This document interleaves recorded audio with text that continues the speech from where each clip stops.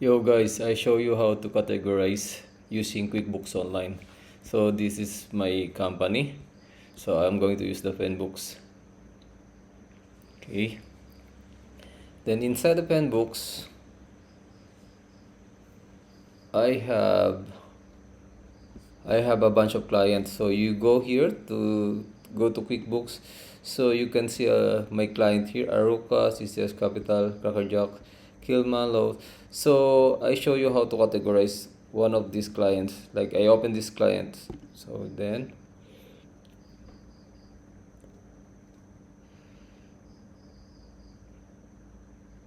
pag na-open mo na yung client, dito ka sa bookmark. Naka-bookmark na lahat yun.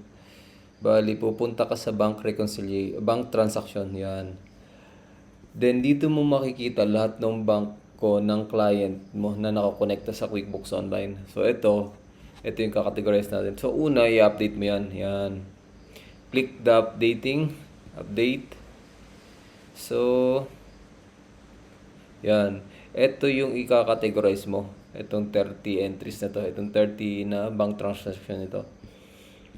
So, pag ganito nakita mo, ibig sabihin, bagong entry to, ibig sabihin, wala pa siyang vendor. Wala siyang payee. Unlike dito, yan.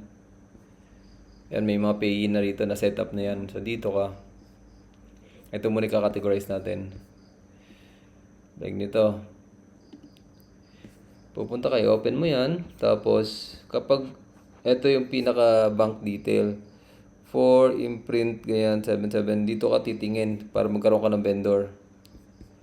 So, lagyan natin for imprint. Ibig sabihin, wala. Imprint. Lahat yan susubukan mo. Yan. Ito, for imprint. Ito, meron na pala akong vendor. Ibig sabihin, naging transaction ko na to dati. So, i-duplicate mo to ngayon. Kasi, itong for imprint dito, minsan kasi itong account dapat na pupunta yung pera. Minsan dito, hindi nagbibigay ng tama si QuickBooks. Dapat si QuickBooks. So, kailangan mo pa rin i-verify yung saan pupunta yung pera sa tamang account ba. So, pupunta ka rito. Ito, pareho lang yan. Dinuplicate mo. Pupunta ka ngayon sa vendors. Yan. Para i-verify mo yung pangalan. Tapos, dito sa vendor nito, dito may i-base yung pay mo. Yan. Ito yun. So, ito yung mga old transaction to. Kukunin mo lang yung pinaka-account niya. Ito yung account category. So, dito yung kukunin yung pinakadulo. Yan. Advertising and promotion siya.